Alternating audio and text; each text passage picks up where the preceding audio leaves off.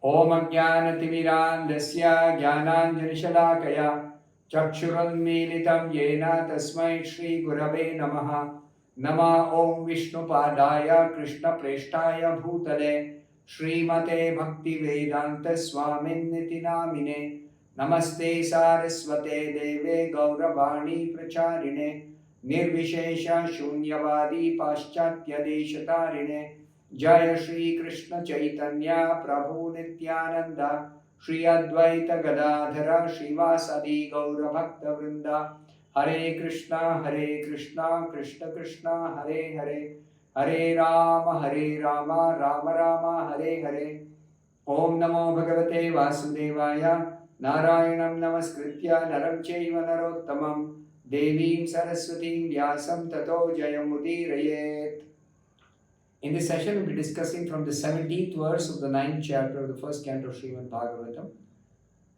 Tasmadidam daivatantram vyavasya bharatarshabha tasyanu vihito anatha natha pahi praja prabho. The meaning of this verse is, O best amongst the descendants of Bharata, that is Yudhishthira, I maintain therefore that all this is within the plan of the Lord. Accepting the inconceivable plan of the Lord, you must follow it. You are now the appointed administrative head, and my Lord, you should now take care of those subjects who are now rendered helpless. So, Yudhishthira is being advised by Bhishma to simply accept the inconceivable plan of the Lord.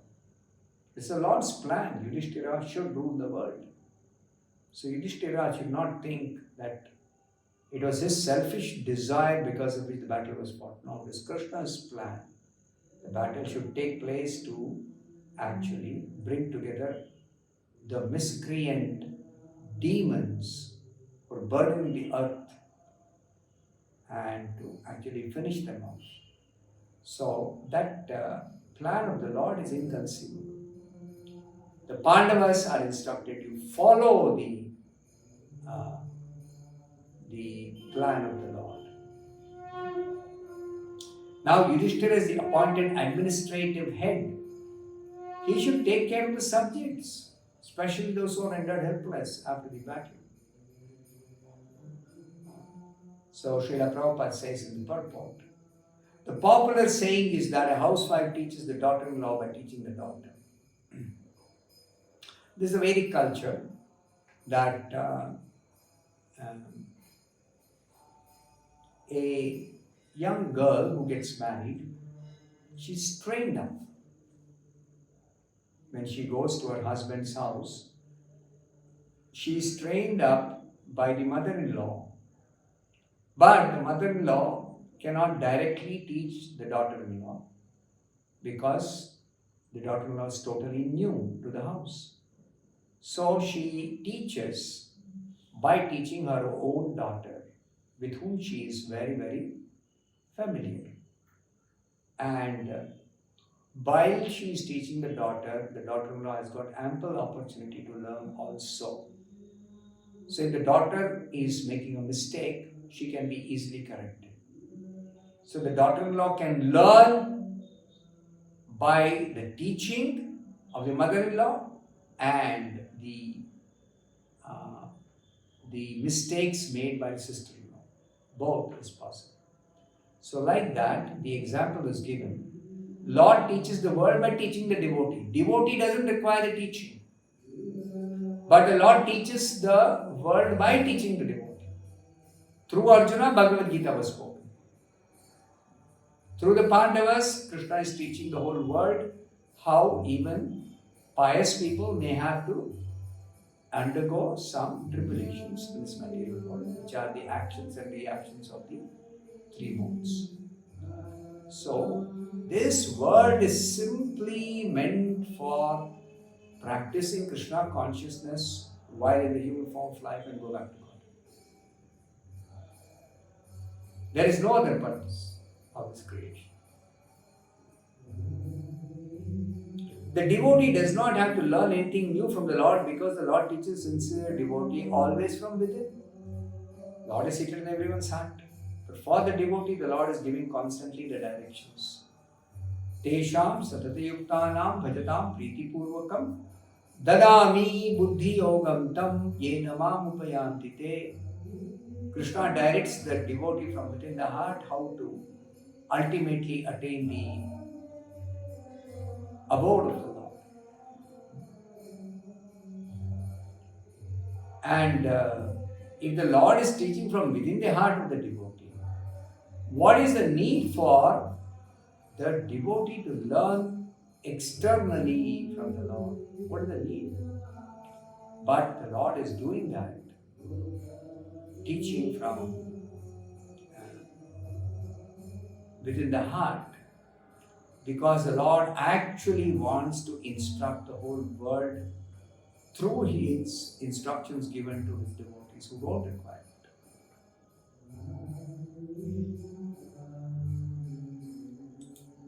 Whenever, therefore, a show is made to teach the devotee, as in the case of the teachings of Bhagavad Gita, it is for teaching the less intelligent men. Krishna wants to reclaim all the conditioned souls who are His own part and parcel, who are suffering in this material world. Krishna doesn't like. As a father doesn't like his children to suffer. Krishna is our Supreme Father. We are all His children in the material world. So Krishna doesn't want us to suffer. Therefore, Krishna comes and He teaches the less intelligent people through different means. A devotee's duty, therefore, is to ungrudgingly accept tribulations from the Lord as benediction. There's a verse in the Bhagavatam, Tattenu kampamsu samichamano bhunjana evatma kritam vipakam hridvagvapurvir vidadan namaste jivetayo mukti pade sadaya. Lord Krishna actually is very kind to His devotees. This verse I just quoted, Tattenu kampamsu samichamano, is a verse which is a prayer offered by Brahma to Krishna. After the Brahma Vimohana Leela, what is Brahma telling? That when a devotee suffers, pure devotee, when a pure devotee suffers miseries, those are the mercy of the Supreme Lord only. Suffering is also mercy of Supreme. Bhunjana eva atmakritam vipakam. The devotee always prays to the Lord, my dear Lord, let me suffer for whatever past sinful actions I might have performed. This is pure devotional service. Let me suffer for whatever past sinful activities I performed. Once a devotee prays like that, then he simply engages in his duties in Krishna consciousness without being disturbed by any difficulties, any material calamities or material trouble, without being disturbed by that. He simply engages in devotional service to Krishna. Always tries to remain engaged. The Pandavas were advised by Bhishma Deva to accept the responsibility of administration without hesitation. Because Krishna wants pure devotees like the Pandavas to rule this world for the welfare of all the citizens. The poor subjects were without protection during the battle of Kurukshetra. They would have lost their elders, they would have lost their the others who were fighting in the battle, who were protecting them, they would have lost all those persons. So therefore,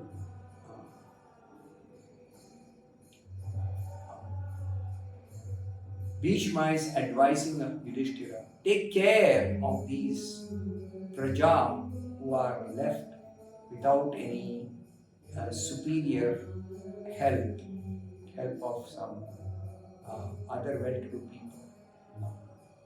So therefore,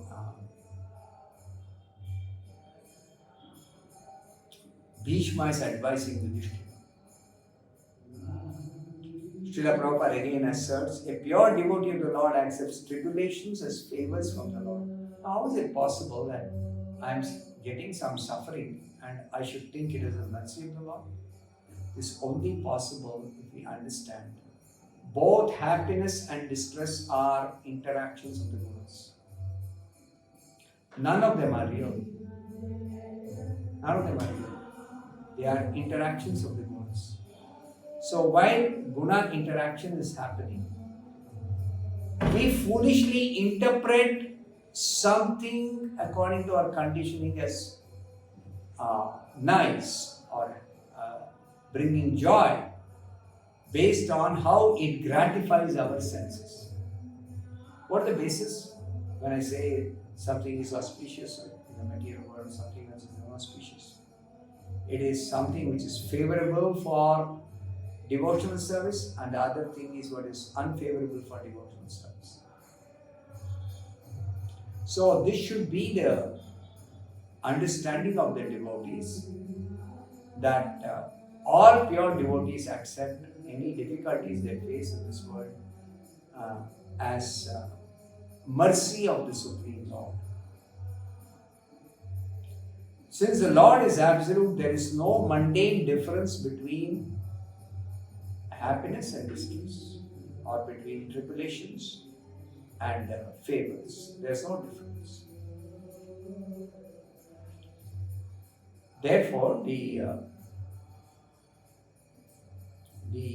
influence of Kala, that cannot be reversed, that cannot be avoided. As much as non-devotees undergo problems, devotees also have to face some problems. But these problems that devotees face are, if they are pure devotees, it's directly given by Krishna. It is given by Krishna for the sake of glorifying his devotee, for the sake of making his devotee fixed up in Krishna consciousness. When there are dangers, when there are difficulties in Krishna consciousness, a pure devotee, by facing those dangers, actually becomes strong spiritually within the heart. This one has to actually remember always. That devotee does not mean no more problems. That is not the correct understanding of what is bhakti. Correct understanding of bhakti is that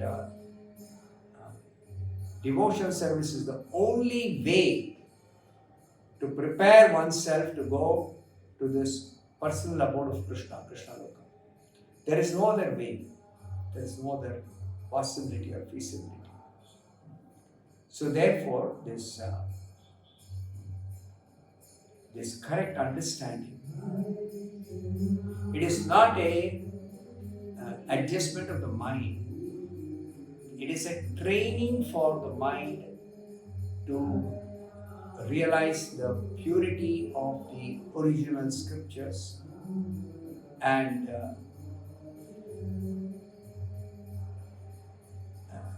to abide by all the injunctions of the Shastras which are relevant to us without carrying any grudge within the heart. Without carrying any grudge. This is important.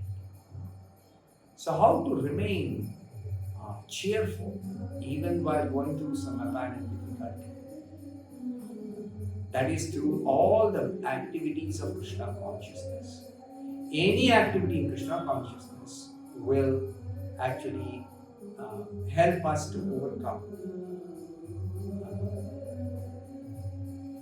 the difficulties or dangers we may face. I'll stop here. Thank you very much.